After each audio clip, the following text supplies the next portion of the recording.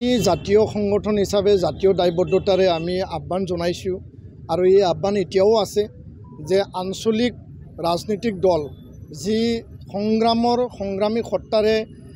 সংগ্ৰামী নেতৃবৃন্দই এক সময়ত একেলগে এটা পৰিয়ালত আছিল আৰু আন্দোলন শেষ হ'ল 2003 শান্তি চুক্তি হ'ল BTC চুক্তি হ'ল 6 শিডিউল পালোঁ 2020 পুনৰ এটা শান্তি চুক্তি হ'ল তাত মানে অধিক মৰ্যাদাৰ এটা পৰিৱেশ বা মানে চিৰস্থায়ী শান্তিৰ কাৰণে NDB আহিল BLTO 2003 আহিল আৰু এই সংগ্ৰামী নেতৃবৃন্দ একেলগে এটা পৰিয়ালত আছিল ইয়াৰ পিছত বিভক্ত হৈ পেলাই আজি তাৰিখত BPF আঞ্চলিক ৰাজনৈতিক দল UPPL আঞ্চলিক ৰাজনৈতিক দল দুইটা দলৰ যিসকল নেতৃবৃন্দ আছে সেই নেতৃবৃন্দসকলক আমি আহ্বান জনাইছোঁ যে বিটিআৰ কেন্দ্ৰিক যদি ৰাজনৈতিক অধিকাৰক সাব্যস্ত কৰিব লাগে ৰাইজৰ সমস্যা ৰাইজৰ অধিকাৰ আৰু ৰাইজে যি এটা আকাংক্ষা যি সপোন দেখিছিল যদি বাস্তৱত ৰূপায়িত কৰিব লাগে শিক্ষা অৰ্থনীতি সমাজ ব্যৱস্থা সকলো দিশত আৰু ইয়াত থকা জাতি জনগোষ্ঠীক আগবঢ়াই নিব লাগে তো তাৰ স্বাৰ্থত আমি দুইটা আঞ্চলিক ৰাজনৈতিক দলক আমি আহ্বান জনাইছিলোঁ তেওঁলোকে ৰবিৰাম নাৰ্জাৰী MLA তেখেতক BPF-এ দায়িত্ব দিছে ৰঞ্জুৰা নাৰ্জাৰী MP ডাঙৰীয়াক UPPL-এ দায়িত্ব দিছে তেওঁলোকে আমাক প্ৰকাশ কৰিছে যে দুইটা যি কমিটি দুইটা আঞ্চলিক ৰাজনৈতিক দলক 3-4 লানি আলোচনা হৈছে আলোচনা ইতিবাচক বুলি তেওঁলোকে মিডিয়া আগত প্ৰকাশ কৰিছে আৰু আমি দৃঢ় বিশ্বাসী যে কোনোবা নহয় কোনোবা বিন্দুত তেওঁলোকে সমাধান সূত্ৰ ওলাব আৰু যিকোনো বিনিময়ত সমাধান এটা বা আন্তৰিকতাৰে ৰাজনৈতিক স্বাৰ্থ সমতাকেন্দ্ৰিক স্বাৰ্থক বাদ দি পেলাই জাতীয় স্বাৰ্থ বিটিআৰবাসী ৰাইজৰ জাতীয় জীৱনৰ স্বাৰ্থ জাতীয়তাবাদক আগত ৰাখি পেলাই তেওঁলোকে সমাধান সূত্ৰ ওলাব আৰু লগতে যদি প্ৰয়োজন হয় নিখিল বড়ো ছাত্ৰ সন্থাই আমি বিটিআৰ প্ৰধান প্ৰমোদ বড়ো ডাঙৰীয়া যেহেতু মানে UPPL-ৰ মুৰব্বী হয় আৰু লগতে BPF-ৰ মুৰব্বী হাগ্ৰামা মহিলাৰী ডাঙৰীয়াকো আমি খুকীয়াকৈ আমি সাক্ষাৎ কৰিম আৰু তেওঁলোকৰ মনৰ কথা আমি জানিব চেষ্টা কৰিম নিখিল বড়ো ছাত্ৰ সন্থাৰ 12জনীয়া সজাতি দল 4-6 বজাত অসমৰ মাননীয় মুখ্যমন্ত্ৰী ডক্টৰ হিমন্ত বিশ্ব শৰ্মা ডাঙৰীয়াৰ লগত এখন আলোচনা হ'ব আৰু এই আলোচনাত দুইটা বিষয় মানে ৰাখিছোঁ প্ৰধান বিষয়টো হ'ল যে বিটিআৰ শান্তি চুক্তিৰ প্ৰতিটো দফা 1-ৰ পৰা 12লৈকে যিখিনি দফা তাত সন্নিৱিষ্ট আছে গোটেইখিনি দফা ৰূপায়ণৰ ক্ষেত্ৰত যিহেতু 5 বছৰ হ'বলৈ গৈ আছে সেই বিষয়টো আমি পুংখানুপুংখভাৱে আলোচনা কৰিম আৰু দ্বিতীয় বিষয়টো হ'ল যে বড়ো মাধ্যমক লৈ পেলাই বহুতো সমস্যা আছে সেই সমস্যা প্ৰায় 30 দফীয়া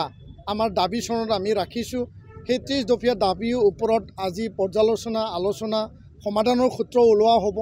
আৰু আমি আশাবাদী যে এই আলোচনা ফলপ্ৰসূ হ'ব ইয়াতে উচ্চস্তৰীয় সকলো বিষয়াসকলক মুখ্যমন্ত্ৰী ডাঙৰীয়াই উপস্থিতিত যেহেতু আলোচনা হ'ব সকলোকে মাতা হৈছে আৰু বিটিআৰ শান্তি চুক্তিৰ যি 3.1 তাত সীমা সম্প্ৰসাৰণ গাঁও অন্তৰ্ভুক্ত আৰু বিটিআৰৰ যি সমষ্টি পুনৰ্গঠন ডিলিমিটেশ্যন সেই বিষয়টো আমি আলোচনা কৰিম কাৰ্বি আংলঙৰ ST হিলৰ বিষয়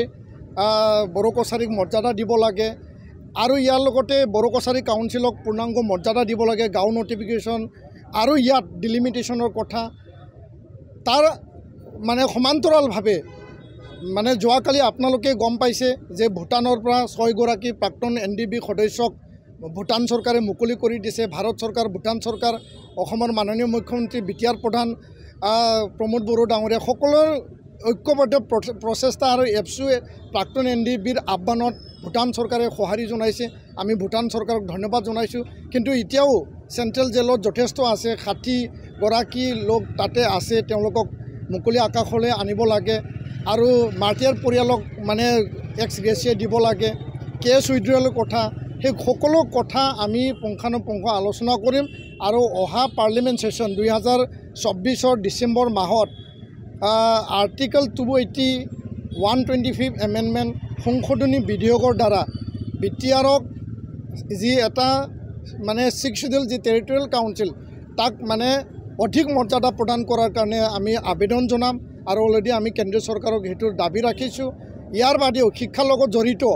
যি স্কুল প্ৰভিন্সিয়েলাইজেশ্যন আছিল যে বিটিআৰত বড়ো মাধ্যম অসমীয়া মাধ্যম আন মাধ্যম বিটিআৰৰ বাহিৰত বড়ো মাধ্যম শিক্ষা অনুষ্ঠান প্ৰায় 1300 শিক্ষা অনুষ্ঠানক চৰকাৰী প্ৰাদেশিকৰণৰ কথা ইয়াৰ লগতে 101 মানে বড়ো মাধ্যমৰ হাই ছেকেণ্ডাৰী আপগ্ৰেডেশ্যনৰ কথা 35 টি গাৰ্ডেন মডেলৰ বড়ো মাধ্যমৰ মানে মডেল স্কুল স্থাপনৰ কথা বড়োলেণ্ড বিশ্ববিদ্যালয় ওদালগুৰি কেম্পাছ আন বহুতো বিষয় আছে সেই বিষয়বিলাক আমি আজি আলোচনা কৰি মীমাংসাৰ সূত্ৰ ওলাবৰ কাৰণে মুখ্যমন্ত্ৰী ডাঙৰীয়াক আমি আবেদন জনাম তেখেতক আমি আৰ্জি জনাম আৰু আমি দৃঢ় বিশ্বাসী আৰু আশাবাদী আজিৰ আলোচনাই এটা ফল দিব আৰু ইতিবাচক এটা ৰিজাল্ট দিব বুলি আমি দৃঢ় বিশ্বাসী বিষয়ত মানে প্ৰধানকৈ হ'ব প্ৰথমটো হ'ল বিটিআৰ শান্তি চুক্তি দফা ৰূপায়ণ আৰু দ্বিতীয় কথাটো হ'ল যে বড়ো মাধ্যমৰ লগত জড়িত